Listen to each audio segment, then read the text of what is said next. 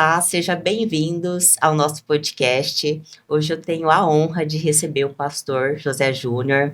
Prazer, pastor, muito Alegria minha. obrigada por estar Eu que aqui. agradeço aqui a oportunidade. Por favor, se apresente para as pessoas que vão nos assistir, fala um pouquinho, né, de você para nós. Tá bom. Eu sou José Júnior, sou pastor desde os 23 anos de idade. Comecei minha carreira ministerial bem cedo, bem novo, numa cidade aqui próximo de Cuiabá, 100 quilômetros, que é Poconé. Então, nasci em Rio Branco, Acre. Sou filho de 2 mineiros, José Martins e Maria Rosa. Tenho 4 irmãos adotivos, então mais 3 irmãos biológicos. E nós convivemos ali. Eu saí de Rio Branco com 19 anos de idade para estudar no seminário lá no Rio de Janeiro. Vim para o Mato Grosso em 1997 e estou até hoje aqui. Fiquei 4 anos em Poconé, depois vim para Cuiabá. Que alegria nossa, né, pastor, isso. Pessoal, hoje a gente vai abordar um assunto muito interessante sobre como conciliar a vida espiritual com todas as demais áreas da nossa vida. E o motivo de trazer esse assunto é porque eu vivenciei isso. Durante muitos anos eu priorizava a vida profissional e achava que era impossível conciliar, né, com a espiritualidade e tudo mais. Então eu vivia uma vida muito rasa na minha fé. E até que me levou ao ponto de adoecer e entender que eu precisava parar e reorganizar a minha escala de prioridades. Ou seja, eu priorizava tudo e depois a Deus. E quando eu, né, tive esse entendimento e fiquei muito constrangida com isso, eu falei, não, peraí, eu preciso rever os meus valores, rever os meus conceitos e reorganizar isso. Então eu vou começar por algumas perguntas, Tá pastor, ótimo. e eu quero que você me diga, para começar, você pode nos contar um pouco sobre sua visão de como Cristo pode ser centralizado em todas as áreas de nossas vidas, tanto pessoal quanto profissional? Maravilhoso isso, porque assim, Cristo, ele é o centro de tudo. A carta aos Hebreus, capítulo 1, versos de 1 a 3, diz assim: Antigamente Deus falou muitas vezes aos pais, através dos profetas. Nestes últimos dias nos fala através do Filho, o qual é o esplendor da sua glória e a expressão exata do ser de Deus. Colossenses 1,15 diz que ele é a porção visível do Deus invisível.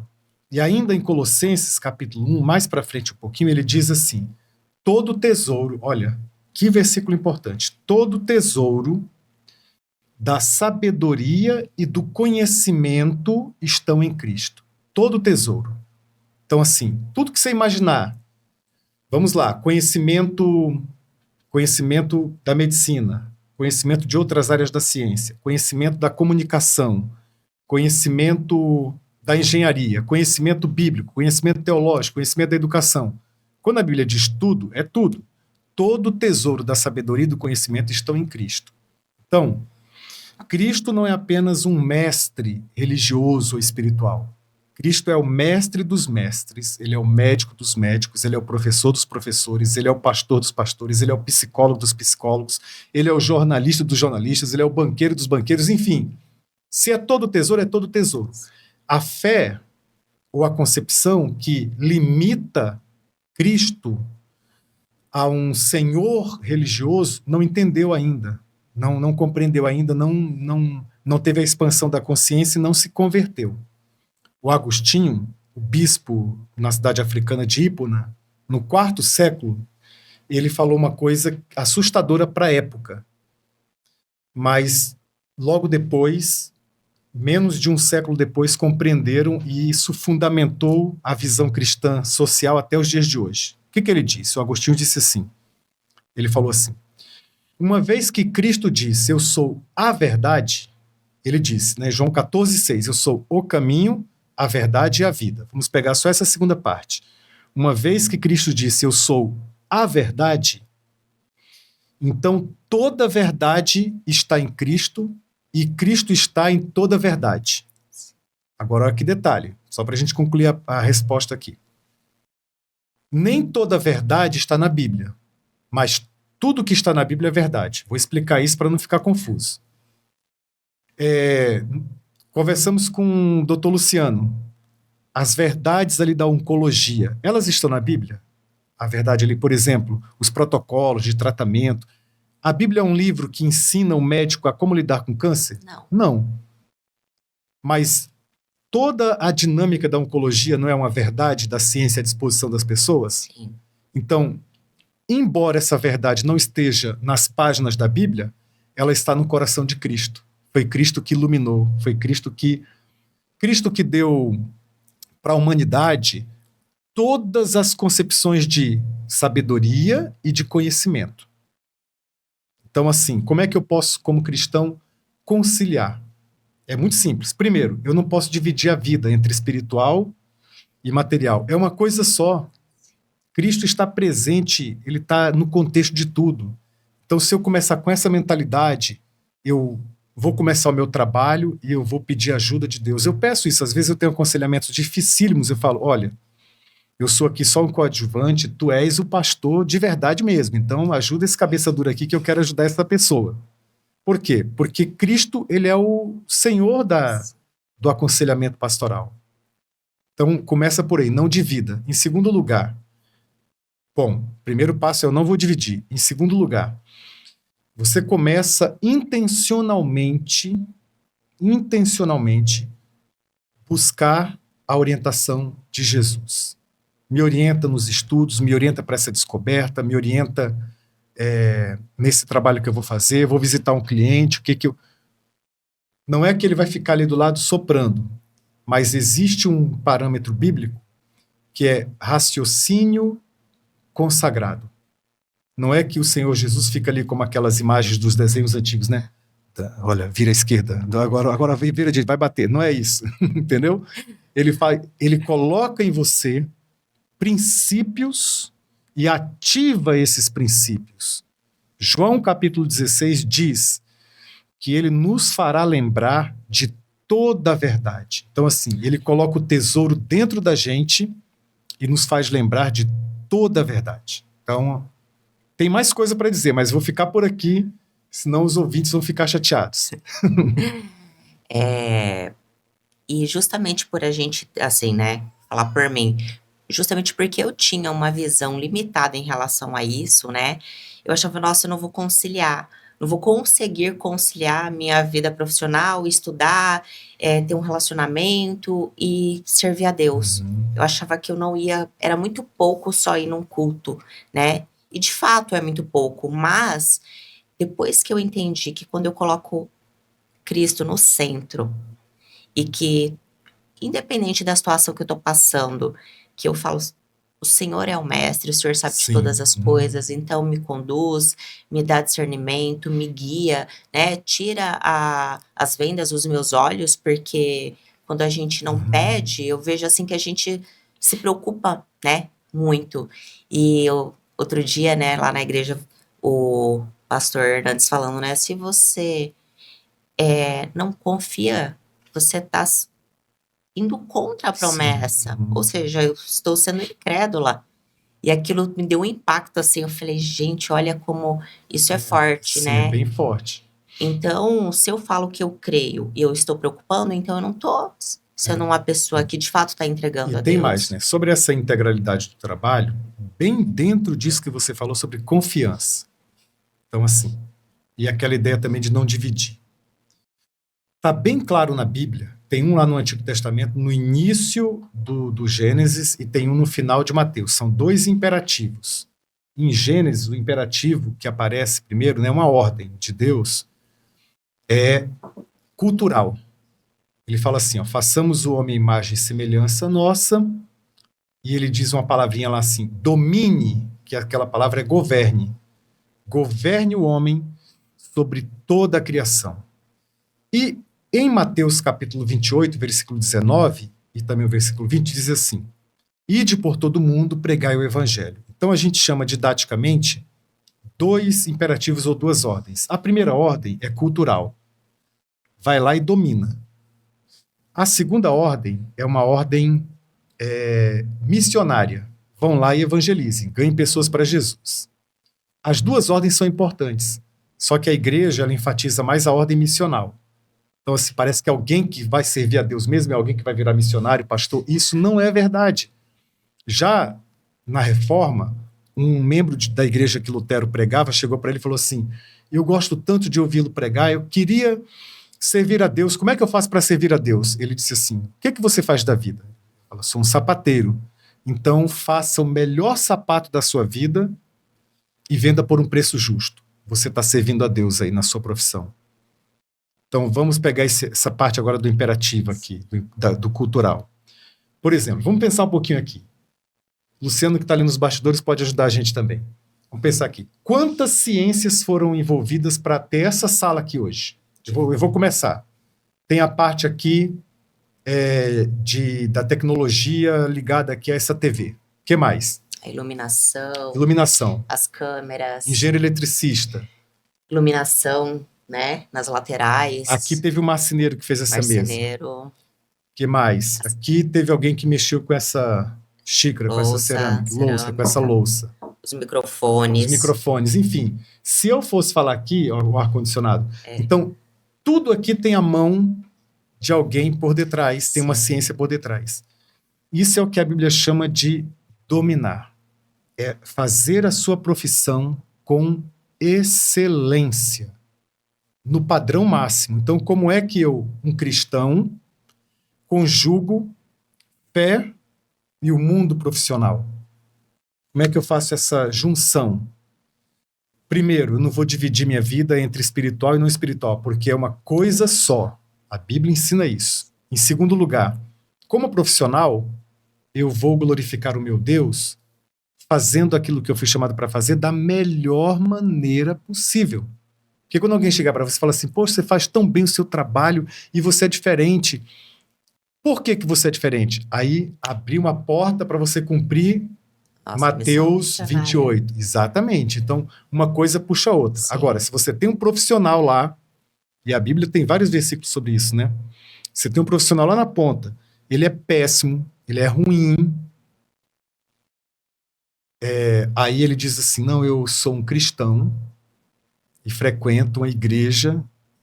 As pessoas vão olhar umas para as outras e falar assim: meu Deus, olha, é tão relapso, ele não é um profissional adequado.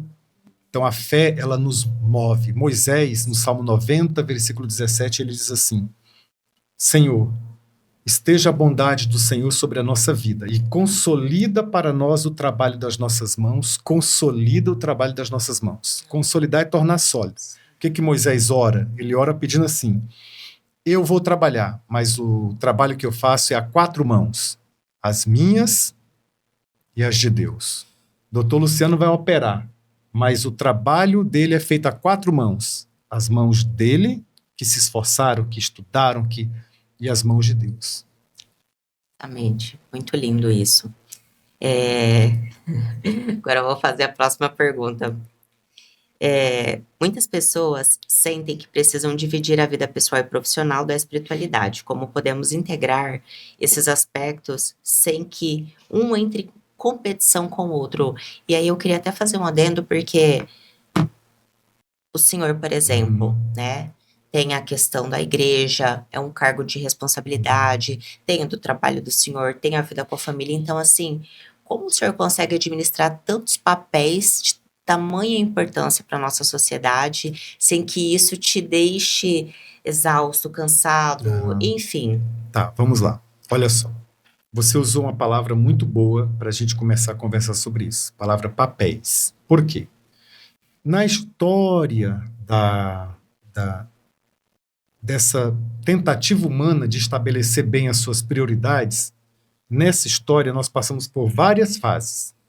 Primeira fase foi a fase de listas, checklists. Então, você pega um livro como o Gerente Minuto, aquele livro lá ensinava você a organizar suas prioridades a partir de lista, né? O checklist. Sim. O checklist é maravilhoso para fazer uma compra no supermercado, mas não dá conta de tantas coisas que a gente tem que fazer. Sim. A segunda geração, saímos da lista, a segunda geração foi a administração do tempo. Por exemplo, eu estudei no seminário lá no Rio de Janeiro, que eu estava falando com o doutor Luciano, que era mantido por americanos. E eles entregavam para a gente uma ficha uma folhinha com a Aham. tabela que tinha assim, ó, 6 horas, 6h30, 7 horas, 7h30, 8 horas, 8h30. E você tinha que marcar ali tudo que você ia fazer naquele período. 6 horas, acordar. 6h30, se preparar para a sala de aula. 7 horas, sala de aula. Tem um sentido isso, mas isso gerava uma ansiedade tão grande, gerava uma coisa tão ruim que foi abandonado. Mas existiu essa geração. A terceira geração foi do calendário e agenda. As empresas começaram a fazer agenda, até distribuir de presente, de brinde para as pessoas, e nós anotávamos tudo na agenda. Isso é muito importante, tem que saber o que está na agenda também. Sim. A quarta geração, que é a que nós estamos agora, é a geração de papéis. Então, assim, para eu administrar bem, eu tenho que saber quais são os meus papéis na vida e eu dedico tempo para esses papéis. Eu tenho papéis e eu dedico tempo. Então, por exemplo, eu sou pai, eu tenho que ter tempo para Thalita e para Thaís.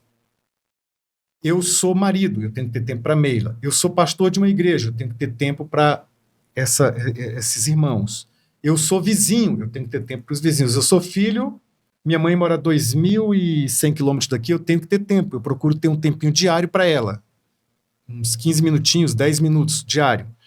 Eu sou docente de um instituto de ensino lá em Campinas, que é o Instituto Hagai. Eu tenho que dedicar um tempo. Lá eu vou 2 vezes por ano, tenho que dedicar um tempo para eles. Cada papel eu dedico um tempo. E os tempos não são iguais, eles são diferentes.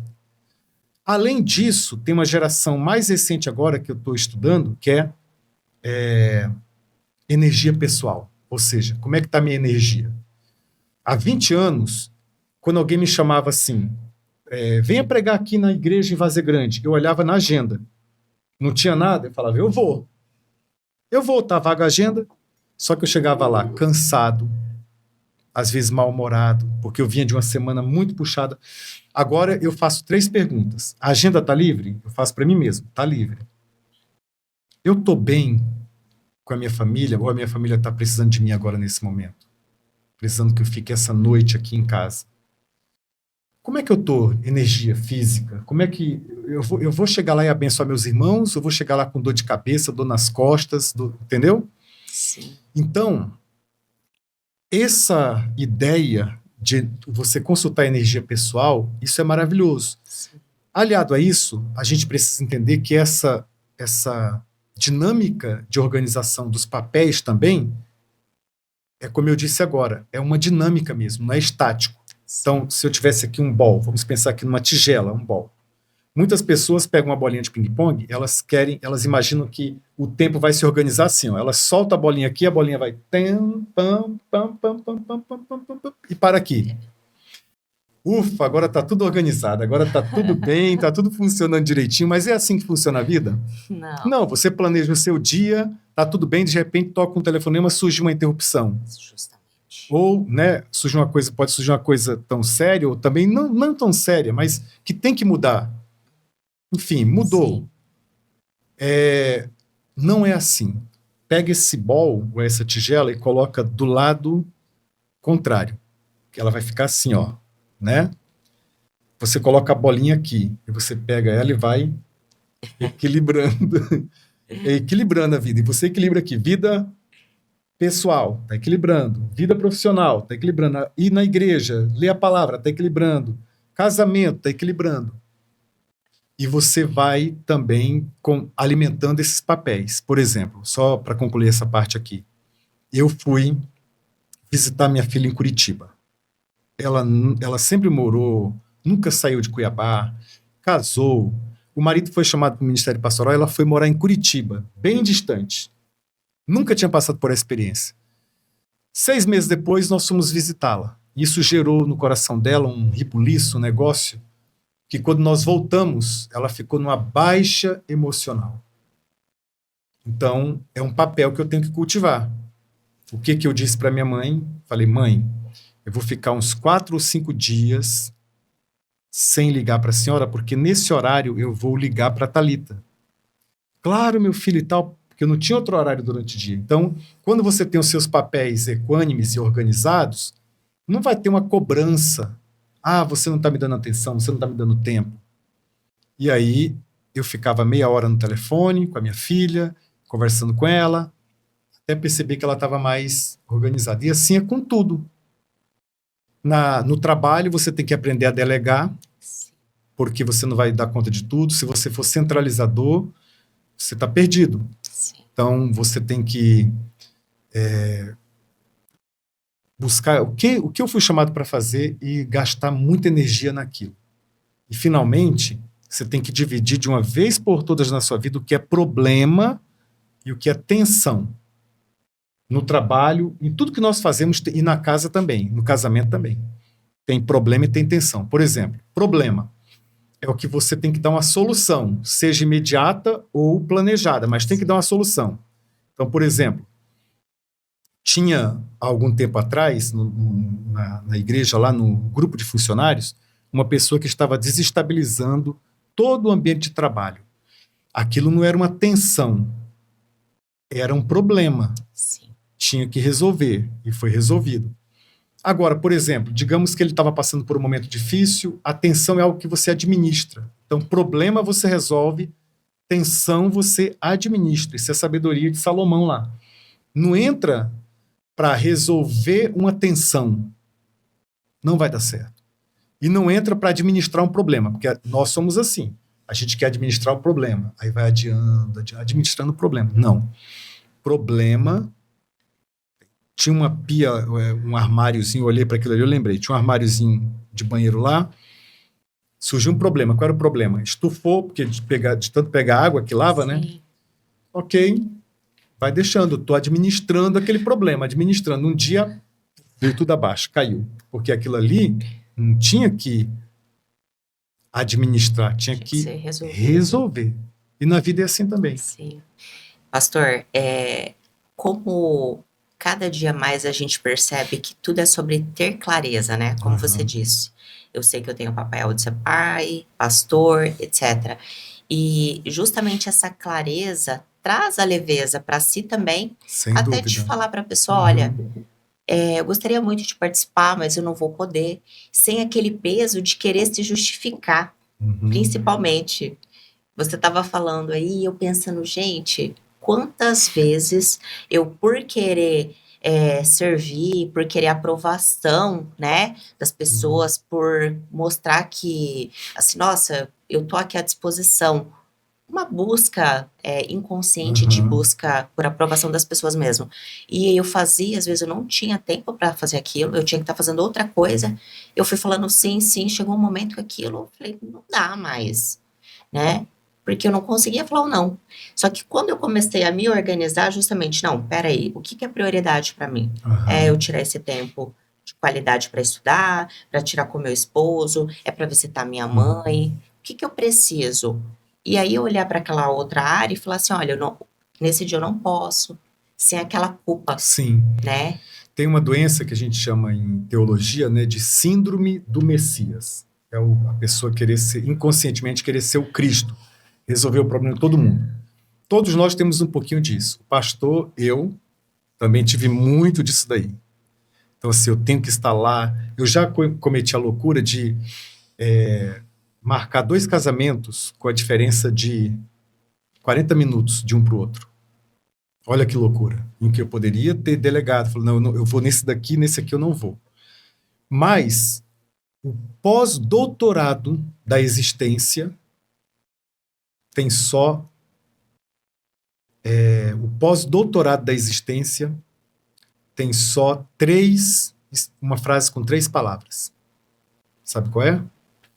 Ontem. Deixa eu ver se são 3 ou 4. Aprender a dizer não. São 4 palavras. Então, assim, eu poderia resumir em uma só palavra. Não. Porque o sim é muito importante, mas o sim, ele tem âncora. E o nosso não fica flutuando. Sim. O sim tem âncora. Você tem que dizer sim na vida para muitas coisas. Até quando você está com medo, você tem que dizer sim, para você ir adiante. Sim. Não é? Dizer sim. Quando eu fui chamado pela primeira vez para pregar num congresso fora de Cuiabá, um povo que não era o meu povo, que eu olhava o rostinho deles ali, pregar num congresso em Águas de Lindóia, um congresso interdenominacional, gigantesco. e o pastor lá de São Paulo me ligou e me convidou, falou, eu quero que você venha falar sobre perdão aqui no nosso congresso. Tudo em mim dizia, não vai, você vai passar vergonha, não vai, você é um matuto, não vai. Mas eu disse sim. Eu falei, sim, eu vou. E depois eu fui lá, dar dor na barriga, trabalhar, estudar, orar, para ir lá e fazer o trabalho que tinha que fazer. Então o nosso sim é ancorado, percebe? Sim. Quando você fala sim, você diz um sim ancorado nas suas potencialidades, nas suas realizações, naquilo que você já fez, naquilo que você sabe que você pode. Agora, o não é o que você disse. Gostei muito. O não, ele não tem âncora. Por quê? Porque o não é assim. É na percepção dos outros. É para agradar os outros. E isso é uma missão impossível. Justamente, humanamente. Deus é mais fácil de agradar. Deus é fácil de agradar. Você faz um rabisco para ele assim, fala, ó, papai, ele já fica todo feliz. Deus, agora, agradar o ser humano, então a gente tem que aprender a dizer não. É o pós-doc da existência. Não.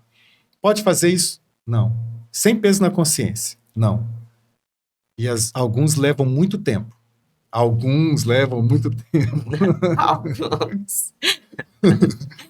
Pastor, e assim, quando eu comecei né, esse exercício, eu falei, não, agora eu vou começar a falar não. Primeiro eu, depois as pessoas. E é uma luta constante. Você fala, gente, é muito difícil, por quê? No início, eu sentia muito peso na consciência. Eu falava não, mas eu ficava com aquilo, eu ficava mal. Falei, gente, mas eu não posso fazer isso, né? E é aquele negócio. Uma vez você fazer uma gentileza é uma coisa.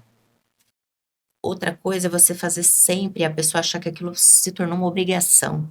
Então, o dia que você falar não, a pessoa ainda Se vai sente ir ofendida. ofendida. Mas sabe que tem um lado positivo? Nem tudo é negativo nesse processo. O lado positivo é o seguinte, é que você percebe também com uma generosidade extraordinária que é bom para a vida. Você só tem que calibrar. Como você vai lá e calibra o pneu. Eu descobri que se você não calibrar o pneu do carro adequadamente, ele vai começar a dar problema em todo o carro. Então você tem que calibrar. E isso, não somente isso, mas isso é uma das razões principais porque muitas pessoas estão insatisfeitas com a sua performance profissional, ou no seu trabalho, ou na sua colocação. Tem um doutor em educação chamado Silvino Neto. Ele foi meu professor no seminário. Não tinha mais contato com ele, até que veio aí essa pandemia, as redes sociais, eu descobri ele e estou em contato com ele. Ele está com 82 anos. E ele, com 82 anos, é diretor da ONG Brasil Forte, que é uma ONG voltada para a educação. Ele sempre foi um pastor voltado para a educação. E ele coordenou uma pesquisa muito séria, descobriu que 64% das pessoas no Brasil estão insatisfeitas com o seu trabalho. Isso me inquietou muito. Esse 64% é muita coisa. É muita coisa. E a gente voltou a conversar sobre isso. Por quê? Por que isso está acontecendo? Por que isso está acontecendo? Tem um podcast que eu gravei com o Dr. Luciano, que falou um pouquinho dessa ansiedade dos mais jovens. Depois acompanhe lá, você que assista lá. Ele falou que as pessoas estão muito apreensivas e não tem aquela paciência para construir a partir de um processo. Isso é parte do problema, seguramente. Mas a outra parte é assim, as pessoas estão perdidas porque elas estão na página do talvez. E o que Jesus disse sobre esse talvez da existência? Jesus falou assim, ó, seja a sua palavra sim, sim, não, não. O que passar disso é de procedência maligna. Então ele foi muito claro. Sim, na verdade, ele foi muito claro. Dúvida, não né? tem dúvida. Ele falou assim, olha, então é sim quando for sim e não quando for não. Aí a gente olha para essa realidade e fala assim, o trabalho está na Bíblia desde o Gênesis. Deus criou o trabalho. Só que o trabalho não chamava trabalho. Trabalho é uma palavra vinda do latim. A palavra bíblica é uma palavra poderosa, que é ergon. Ergon, essa é a palavra, que ela é traduzida nas versões mais antigas por obra e nas mais antigas por ópera. Ergon é obra, é ópera. O que lembra ópera? Uma coisa ruim ou boa? Boa. Uma coisa boa, Sinfonia. né? Ópera. Então, o que é ópera quando você for ler a Bíblia? Ópera ou obra é tudo que você envolve as mãos, que envolve o teu ser, e é uma extensão da criação de Deus. Porque do ponto de vista bíblico, ele criou o mundo, mas ele deixou algo para você recriar. Você recria o mundo todo dia com Deus. Você também é co-criadora. A Bíblia que diz isso. Só que através do quê? Do trabalho, da ópera, da obra. Na Idade Média, entrou uma teologia que não é bíblica, dizendo que o trabalho foi um castigo pelo pecado humano. Não tem um versículo da Bíblia dizendo isso. E eles mudaram a palavra ópera, obra, porque eles fizeram uma divisão, tá vendo? Entre o santo e o profano. O trabalho santo é obra. É o trabalho feito na igreja. E o outro trabalho não é ópera, é trabalho. O que é trabalho? Pode dar um Google, quem está nos assistindo aí, vê lá e faz assim, ó. Trabalho, origem da palavra trabalho, é tripalium, do grego. Vai no Google Imagens e coloca assim, tripalium, você se assusta. É um objeto de tortura. São dois objetos, na verdade. Um que estica o ser humano, Nossa. esticava na Idade Média, esticava, aquilo era um tripalho, esticava até romper, é o tripalium, e o outro era um cavalete, colocava pesos nas pernas, ele sentava no cavalete e ficava aquela perna puxando, vamos colocar aqui, puxando para baixo. Isso era o tripalho. Então, olha o nome de dois objetos de tortura que deram para a função, para a atividade humana. Então, o que eu faço? Qual é o exercício que eu faço com as pessoas que vêm aconselhar em relação ao trabalho? Eu conto a história do O ergon. viés da coisa, né? Eu conto a história do ergon, da ópera, e conto a história do tripalium, e falo assim, toda ópera, toda feitura humana, que a pessoa está sendo esticada, não no sentido positivo, mas negativo, para ela caber num sistema, não é ela aquilo ali, não é ela foi chamada para fazer outra coisa, vai gerar insatisfação, vai gerar doença. Vai. Ou aquilo que deprime a pessoa, que puxa para baixo, vai gerar. Então, qual é a grande descoberta? É você olhar, a descoberta da espiritualidade, é você olhar e você transcender. Paulo diz aos Colossenses assim, olha, tudo que você for fazer, faça como para o Senhor e não para os homens. O que ele diz? Tudo. Tudo é tudo. Tudo é tudo.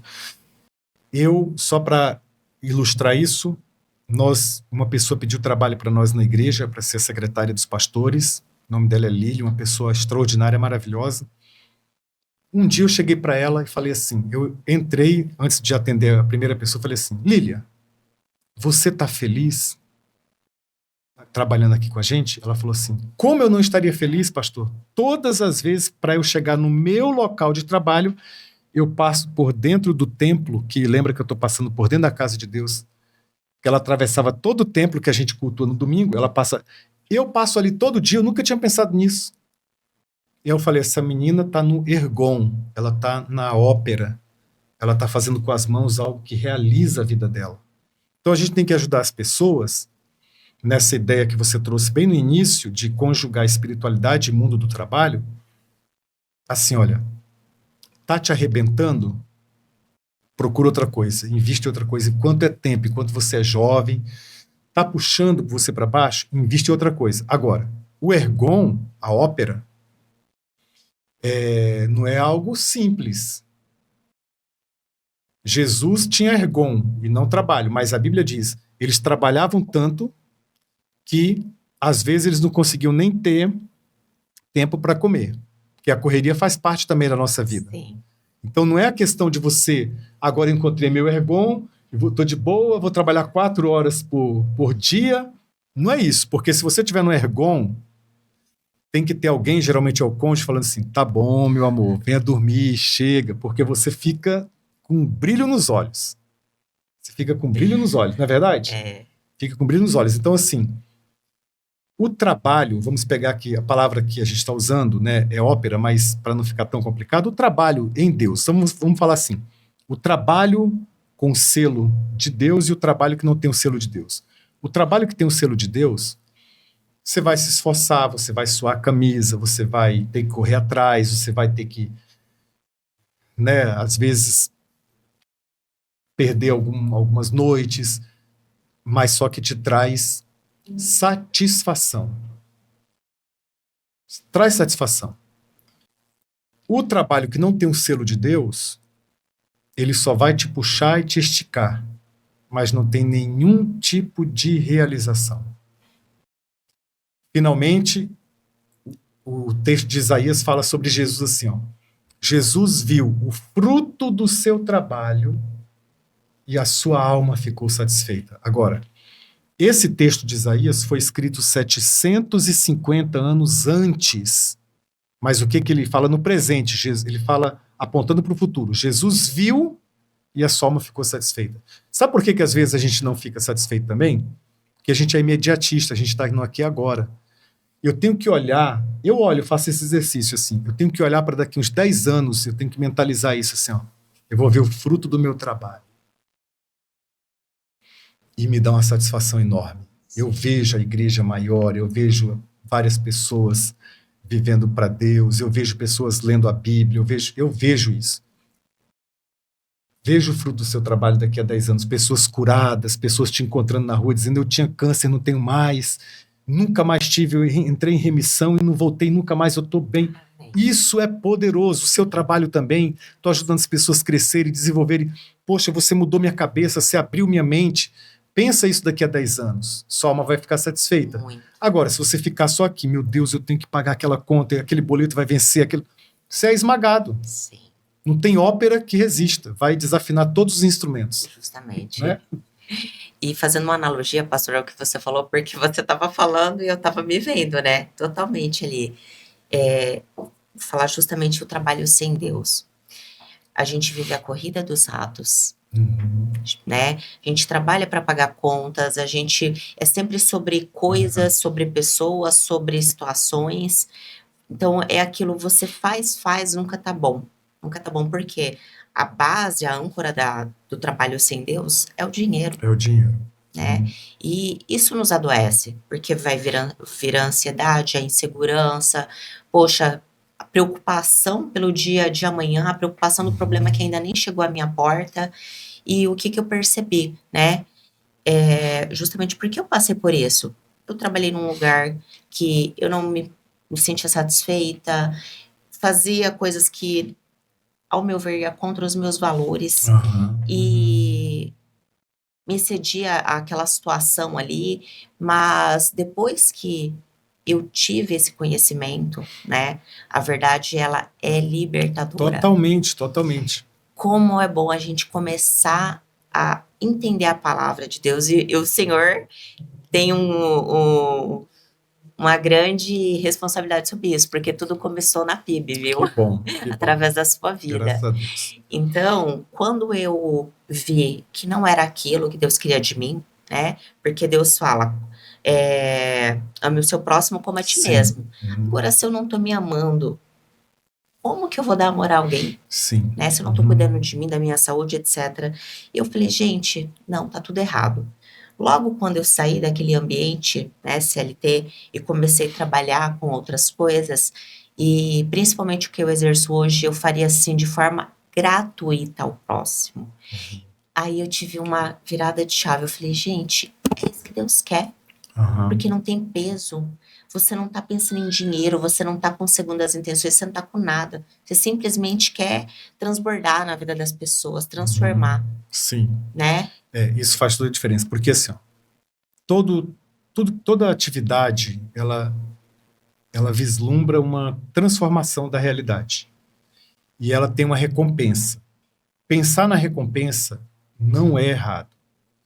Essa recompensa, agora, diminuir a recompensa é perigoso. Vou explicar. A recompensa é um maior núcleo de amizades, mais pessoas que foram influenciadas pela sua realização, pela feitura do seu trabalho, e dinheiro. Então tem duas coisas que eu quero compartilhar dentro disso que você falou. Tem uma história judaica muito antiga, que o professor, o rabino, ele chama o aluno que estava empreendendo. E ele estava animado, o aluno estava empreendendo, ele estava confeccionando pastas e vendendo, pastas de couro e vendendo. Aí ele pegou um vidro, ele falou assim: Rabino, como é que eu posso continuar ganhando dinheiro e servindo a Deus? Aí o rabino pegou um pedaço de vidro mesmo, vidro transparente, colocou na frente dele e falou assim: o que você vê? Aí ele olhou e falou assim: eu vejo as pessoas andando aí na praça. Aí o rabino foi, pegou um outro vidro que tinha uma camada de prata, colocou na frente dele e falou: e agora, o que você vê? Ele falou: agora eu vejo só eu mesmo. Aí o rabino falou: olha, é o mesmo vidro, eu só passei uma camada de prata e virou um espelho. Então, se a tua atividade, se o teu trabalho for só para você, for só para você olhar para você mesma, logo, logo vai entrar em colapso. Mas se for um instrumento para você se enxergar também no reflexo, mas se enxergar também através daquelas pessoas, você vê as pessoas, tá tudo bem. Deus quer ter o maior número de bilionários. A riqueza não é o problema em si. Sim. Não é o problema. O problema é você pegar esse instrumento para ver as pessoas e você passar uma camada de prata, que é o símbolo do dinheiro ali, você só enxergar você mesmo. Sim. E dentro desse mesmo sentido, esse mesmo rabino, rabino de Kotzker, ele fala assim: o que é riqueza na Bíblia? Riqueza na Bíblia é circulação. Tem que circular. Então, se você... E riqueza não é só dinheiro. Aí amplifica, né? Riqueza é conhecimento. Riqueza é relacionamentos, é riqueza também. Riqueza é dinheiro. Mas só se circular. Por exemplo, se eu tenho conhecimento e eu não vou lá na universidade distribuir, ou não reúno os meus amigos e distribuo, você não é rico. Na perspectiva bíblica, você não é rico, você é miserável. Sim, não transborda, É né? miserável. E isso é idolatria. Paulo diz aos Colossenses capítulo 3 que a avareza é idolatria. Se eu tenho muitos relacionamentos, muitas amizades, aí você chega para mim e fala assim: pastor, olha, eu preciso conversar com alguém que entende dessa direito tributário. E eu tenho um amigo que entende. Fala assim: não conheço não. E eu não te apresento, não te envolvo nesse networking. Eu sou, na perspectiva bíblica, um miserável. Eu posso ter, como dizia o Roberto Carlos, 1 milhão de amigos, mas eu vou ser um miserável. Se eu tenho dinheiro, mas é só para mim, eu também sou miserável. Eu posso ter milhões na conta, mas eu sou um miserável. Então, qual é a perspectiva bíblica? É a da generosidade, que na verdade é você transbordar também para outros. Muito bom, pastor. E eu queria te fazer uma pergunta.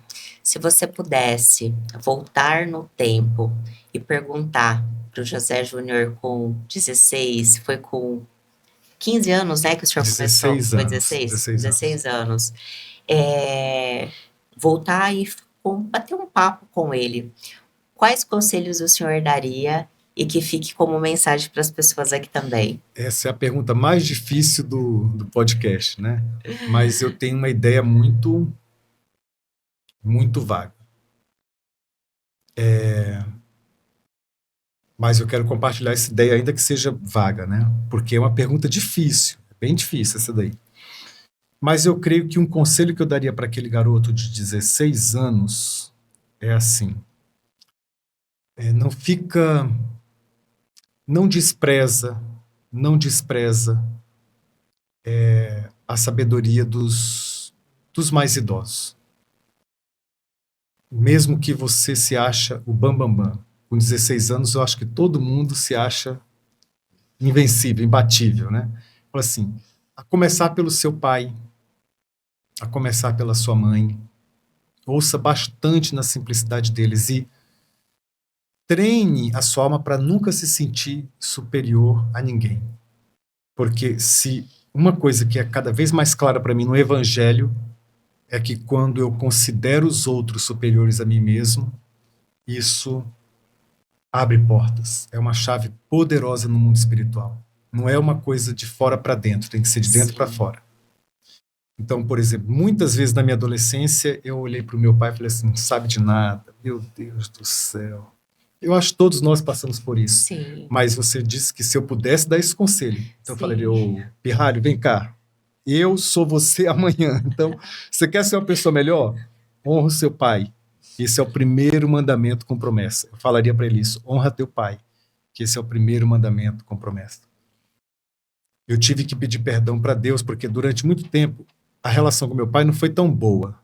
Mas, assim, mesmo depois que Deus me curou, e ele me curou aqui em Cuiabá, quando meu pai estava muito doente no hospital, internado aqui, e a médica veio toda preocupada e falou assim, olha, a fisioterapeuta só vem amanhã, mas seu pai precisa de uma massagem hoje, alguém, você pode dar uma massagem? E eu não tinha toque, nós estávamos muito distantes.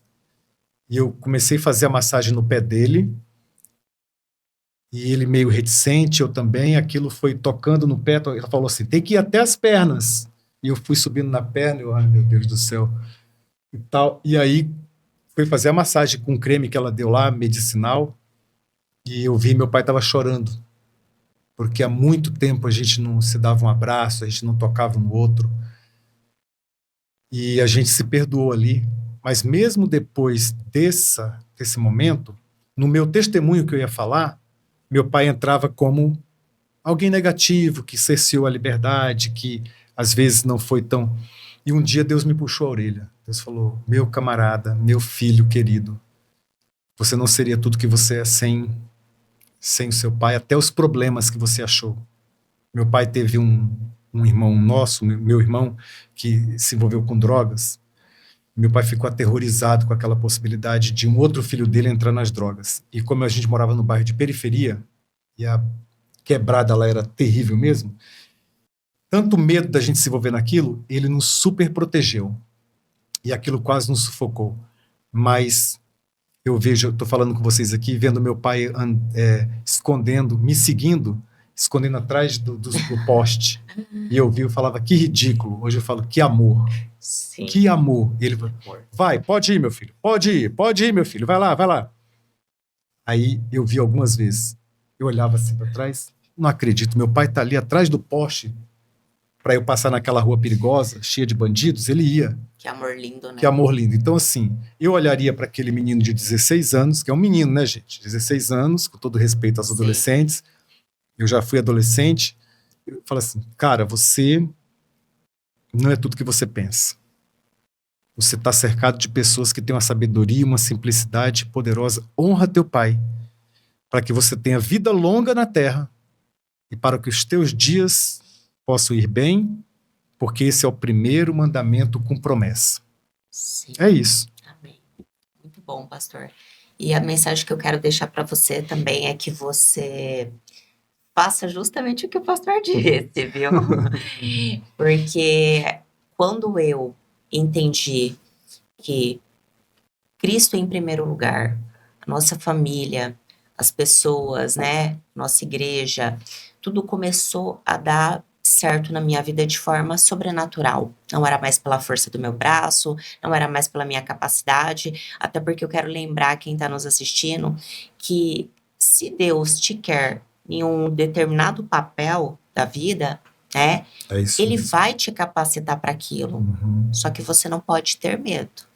É isso. Você tem que ter coragem. Então, seja forte, seja e corajoso e corajosa. Porque quando eu me posicionei dessa forma, né, sempre tendo em vista que nunca era a Dani, sempre era Deus. E por Ele, né? As coisas começaram a dar certo, acontecer de forma inexplicável. Inexplicável. E hoje eu posso trabalhar 12, 16 horas por dia, eu não sinto o cansaço que lá atrás, alguns anos, eu trabalhava 8 e ficava exausta. Então, siga os conselhos do pastor Júnior Ele é uma bênção, transformou a minha Obrigado. vida, viu? É uma pessoa que é usada poderosamente por Deus. E o que eu quero dizer para você é: não tenha medo, seja forte e corajosa, seja forte e corajoso e siga adiante, que Deus vai te capacitar para aquilo que Ele deseja. Amém. Amém. Obrigada. Eu que agradeço. Deus abençoe.